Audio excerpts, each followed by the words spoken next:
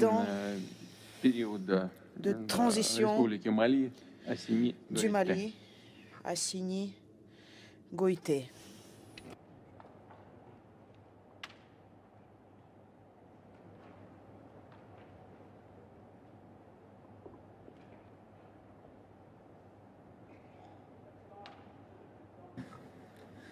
Excellences, Monsieur le Président de la Fédération de Russie, Excellences, Messieurs les chefs d'État et de gouvernement du continent africain, Messieurs les présidents des instances régionales et sous-régionales africaines, et distingués invités, Mesdames et Messieurs.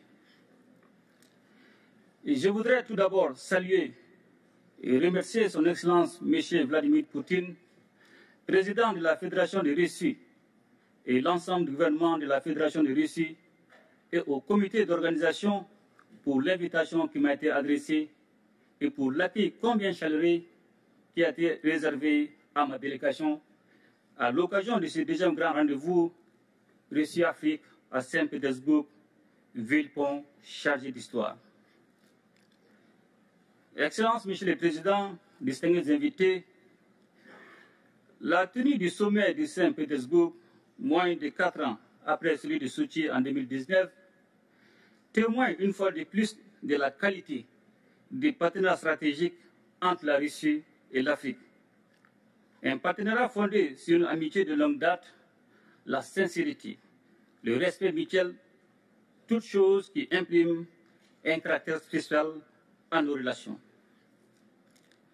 Le Mali n'a certes pas de continuité géographique, encore moins de langues en commun avec la Russie.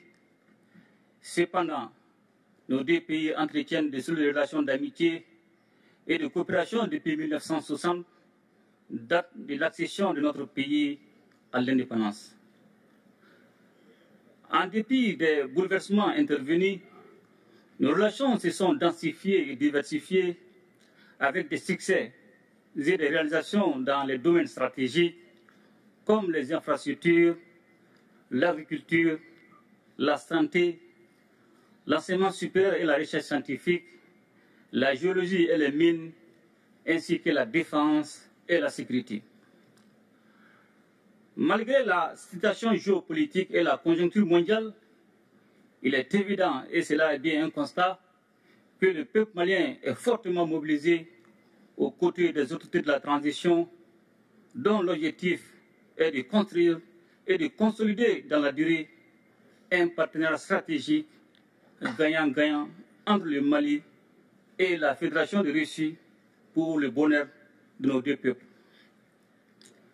Un tel partenariat est d'autant plus indispensable que la Russie a su prouver dans les moments difficiles son statut de partenaire traditionnel du Mali, tant par sa fiabilité que par son dynamisme dans l'accompagnement de notre pays pour relever les défis cruciaux du moment, tout en respectant notre souveraineté. Convaincu que la restauration de la paix, de la stabilité et de la sécurité est la pierre angulaire de tout développement, nous avons décidé d'assumer pleinement notre responsabilité première, qui est de protéger nos populations et de défendre l'intégrité de notre territoire. Ce choix stratégique intervient après une décennie de présence des forces internationales sans résultat tangible et dont le schéma consistait à entretenir la menace sur notre territoire et nous maintenir dans la dépendance. C'est pourquoi, dans le cadre du renforcement des capacités opérationnelles des forces de défense et de sécurité, le Mali a noué avec la Russie un partenariat militaire dont je tiens à saluer la fiabilité.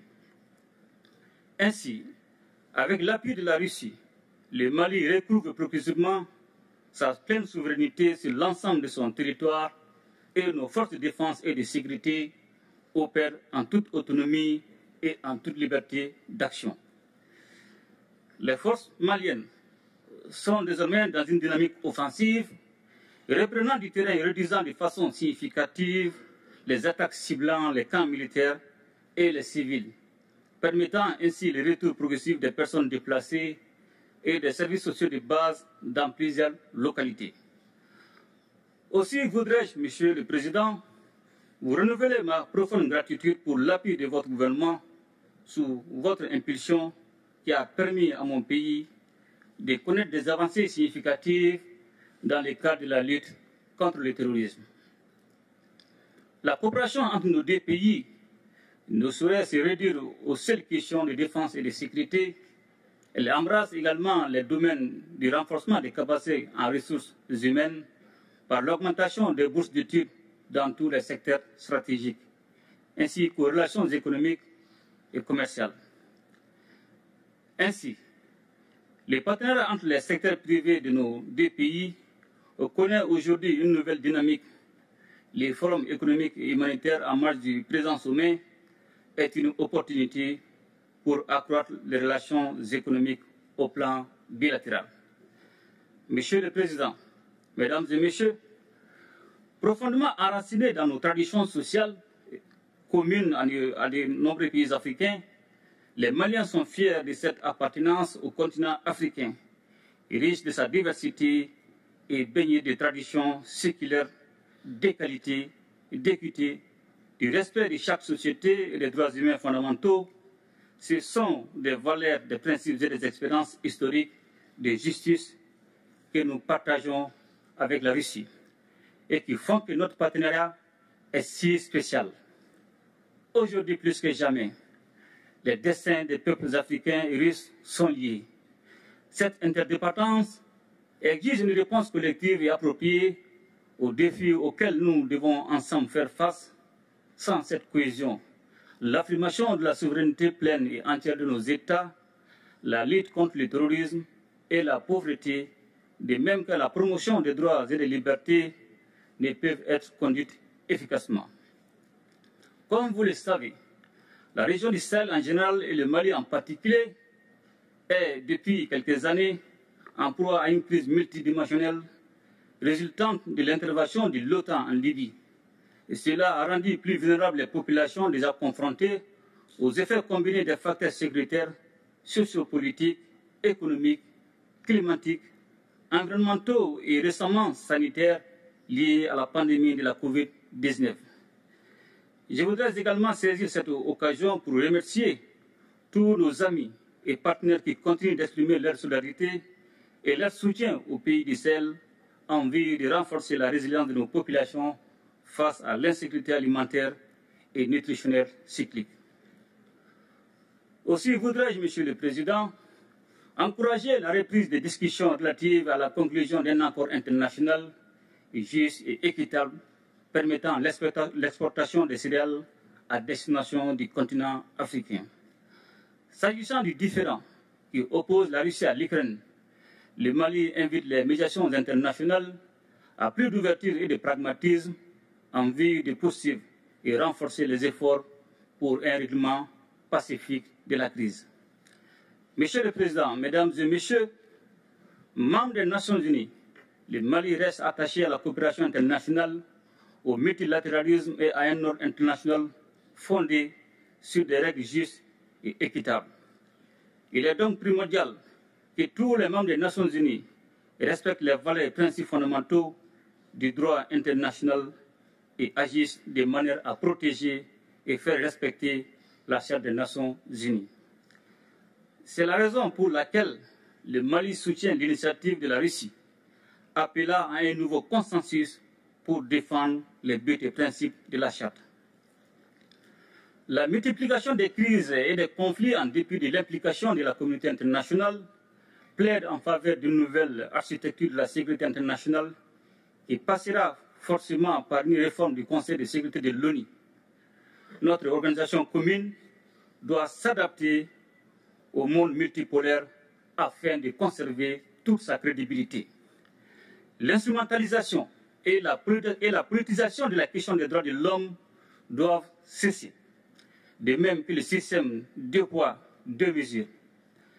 La question de l'élargissement du Conseil de sécurité est aujourd'hui un point majeur à l'ordre du jour de la réforme du système des Nations Unies. Elle est nécessaire et justifiée avec la proposition de l'Union africaine qui réclame seulement 2 sièges permanents pour l'Afrique. Le sommet de Saint-Pétersbourg nous donne l'opportunité de tracer ensemble les contours d'un espace commun de prospérité, de stabilité et de sécurité. Il reste entendu que ce cadre rénové sera élaboré sur la base des principes de respect mutuel, des relations d'égal à égal et des intérêts partagés au bénéfice de nos populations. Monsieur le Président, Mesdames et Messieurs, la situation économique mondiale est inquiétante. En effet, selon les prévisions, l'économie mondiale serait au bord de la récession en 2023. Cependant, nous avons des motifs d'espérance et demeurons particulièrement attentifs à une autre alternative qui se caractérise par l'émergence des BRICS. Les pays des BRICS se hissent au premier rang de l'économie mondiale et constituent des réponses fiables pour les continents sans contrepartie hypothéquant le développement de notre continent et l'épanouissement de nos populations. Ainsi, les BRICS constituent un réel espoir de soustraire nos pays d'un ordre international fondé sur la domination et la marginalisation. C'est pourquoi le Mali soutient des initiatives telles que créer une banque de développement pour le financement des infrastructures ou encore offrir de nouveaux mécanismes et moyens de paiement internationaux. Excellences, Monsieur le Président, Mesdames et Messieurs, dans un monde marqué par de nombreux défis complexes, la tenue de ce sommet a été accueillie avec enthousiasme en Afrique. Et je suis persuadé que les conclusions courageuses et innovantes à la hauteur des enjeux du moment permettront d'aboutir à un partenariat rénové et revitalisé entre les continents et la Russie, exempt de désinformation.